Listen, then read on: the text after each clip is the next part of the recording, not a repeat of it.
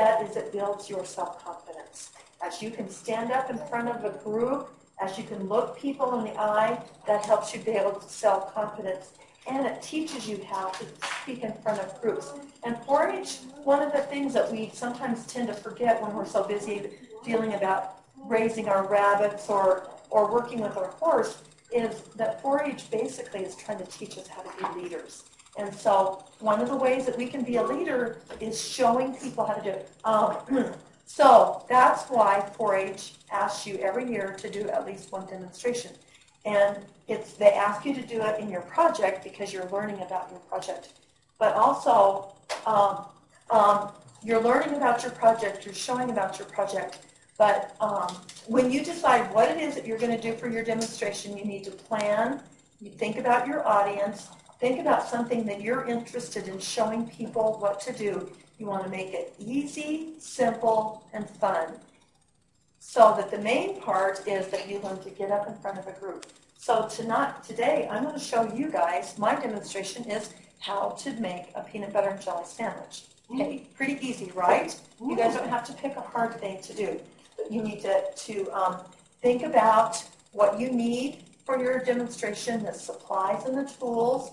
You need to think about what you're interested in, what relates to your project. Make it simple, make it appropriate for the group. You don't want to give some kind of demonstration about how to build a spaceship to us, right? You want to make it appropriate to our group, okay? And plus you don't know anything about it, right? Think about something you know about. Okay. So in the demonstration, you're going to have an intro.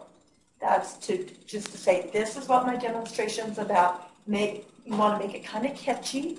Give it a little catchy phrase or something so that you get people's attention and they're not bored with what's happening. Then you get to the body of your demonstration. You want to say what it is that you're going to demonstrate, how it is done, and why you're doing it, why you're teaching them, or what the purpose of what you're teaching them. You can use visual aids. I did a little poster. It can be different things. Another part of demonstration is teaching somebody how to do something, but sometimes when you do a talk, it isn't so much about showing them how to do something as showing them or telling them about something, and that's called an illustrated talk. For 4-H, it's more about doing something, but you need to know that illustrated talks, when you're telling them how something and you can't necessarily show them how to do it, there in the demonstration, it's called an illustrated talk, and that can be part of it. But you need to work with it. And as you guys get going on your demonstrations, I have a manual that can help your parent or the leader as you're figuring out what it is that you want to do for your demonstration. You want to explain how you do it. You want to follow a logical order, logical meaning from step A to step Z of how you go about doing that. You want to practice, so that you have the confidence, you know exactly what you're going to say, you know how you're going to do it, you've done it through many times, so that if you encounter some kind of problem in what you do, then you can get that resolved before you do the demonstration. Because it's not going to be very enjoyable if you're like, oh, this didn't work, and you lost your audience because you're not following. You just got to make it really smooth, and the way you get it smooth is if you practice and practice. You need to speak clearly. You need to speak up. You need to look at your audience. Get eye contact with everybody, okay, so that they know that you're talking to them, okay, and that you have their attention. You want to use the correct grammar. Don't say it ain't or something like that. Use the correct grammar when you are speaking. You want to dress nicely, dress appropriate, and to look your very best, because this is your special time to shine. Okay. Then after you've shown the person, done the demonstration, then you summarize what it is that you've done, and then you ask questions. If you can answer their questions, great. If you can't, don't say you know how to do it. If you don't, then refer them. And if you use special materials or whatever, you can also refer in your demonstration to the whatever, however you learned that. If you went to an encyclopedia or a website to get some information, you can refer to that. Then if they have questions that you can't answer, you can say, I'll get back to you about that, or you can tell them where you got your information, and they could also do some investigating on their own.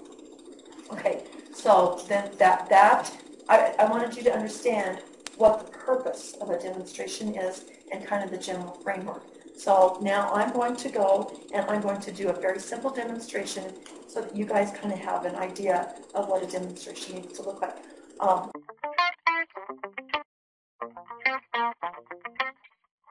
Steps in order to make a PBJ. PBJ stands for peanut butter and jam or jelly, right? It's fast and easy, and the supplies that you need is 2 pieces of bread, peanut butter. You can choose whatever kind you like of smooth or crunchy. There's different kinds of more natural, different sugar contents. You could pick a jam or jelly. You need to have a plate, and you need to have a knife. Before you start making your peanut butter and jelly sandwich, you should always wash your hands so they're free of germs. We're going to pretend that I washed my hands, but that should be a part of what you do in your demonstration. So you wash your hands to make the peanut butter and jelly sandwich. You don't drop the jam. Okay, take out 2 pieces of bread. Make sure that they match. And fold them out. Make sure the dog doesn't move. Yeah. Okay, thank you. Take the peanut butter and get a small amount. You can either hold it in your hand or lay it on the plate, whatever works best for you. Actually, what I like to do is put it on the plate because then it keeps it nice. You don't want to put too much. You want to go out to all the corners so that every bite that you eat has a little bit of peanut butter and a little bit of the jelly. So first do the peanut butter. Make sure that you put your lids back on so that if you knock it over or whatever, again. You're starting to make me hungry. Okay, again, go out to every corner. So every bite has a little bit of peanut butter and a little bit of jam. You can vary what kind of, whether you like a jam or jelly, or you could put honey, you could put apple butter. There's all kinds of ways to make it many different ways. Okay, put your 2 slices together. If you want, you can cut it in the middle so that you have 2 smaller pieces. If you need to take a little bit of time before you eat it, you can put it in your in a Ziploc bag so that it can stay fresh. And voila, you have a peanut butter and jelly that's fast, easy, very nutritious. And one of the ways that you can make it more nutritious is that you use a whole wheat bread rather than a white bread. You can use a peanut butter that has less sugar in it. You can use a more natural jam. You can make the decisions about what tastes best for you. And peanut butter and jelly is fun. Okay, are there any questions?